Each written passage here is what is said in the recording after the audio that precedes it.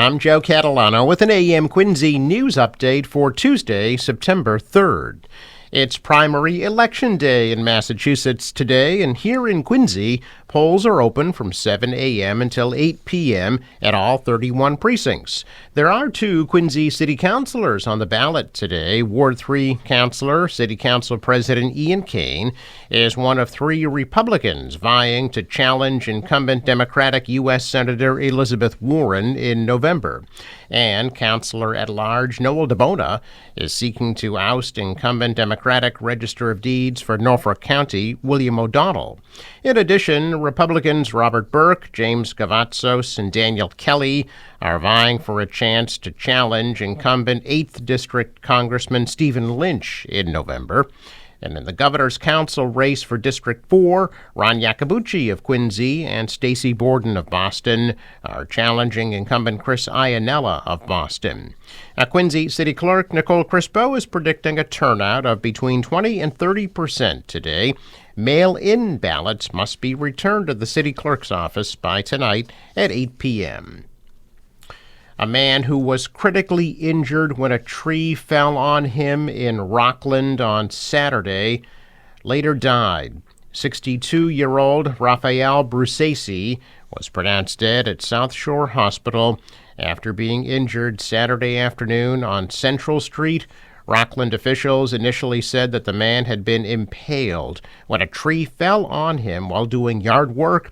First responders removed the man from his construction vehicle and removed the branch, which had embedded 8 inches into his abdomen.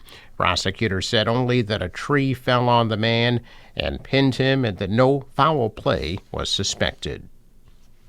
An MBTA work truck's back window was smashed at the Quincy Adams station yesterday morning. Transit police shared a photo of the damage, with investigators saying someone smashed the window with a piece of cement.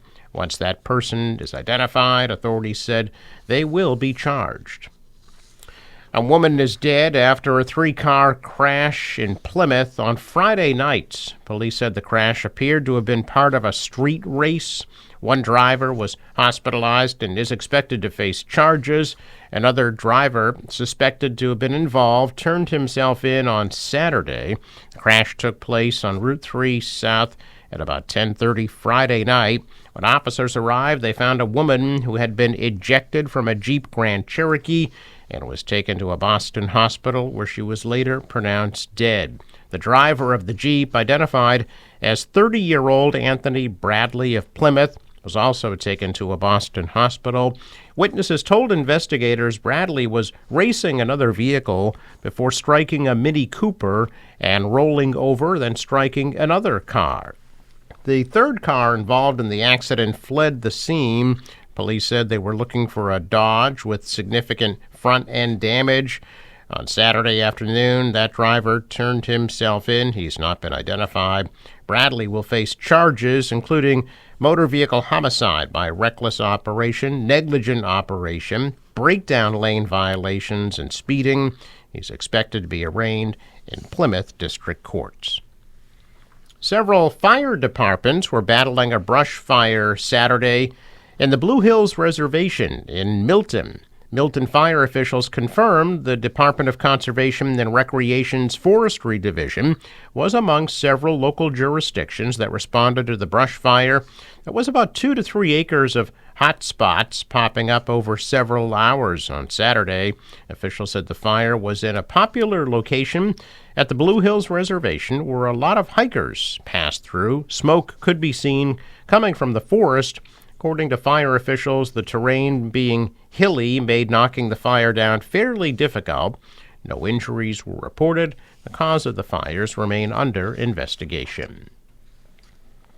Check of business news this morning, and stocks are higher. The Dow was up 228 points last Friday. The Nasdaq rose 197. The S&P added 56. Asian stocks mostly declined today as investors look ahead to a key report on U.S. employment set for release later this week. Dollars down, the euro fell, and oil at $74 a barrel. Sports, the Mets beat the Red Sox 4-1. That series will wrap up at the Mets tonight at 7:10.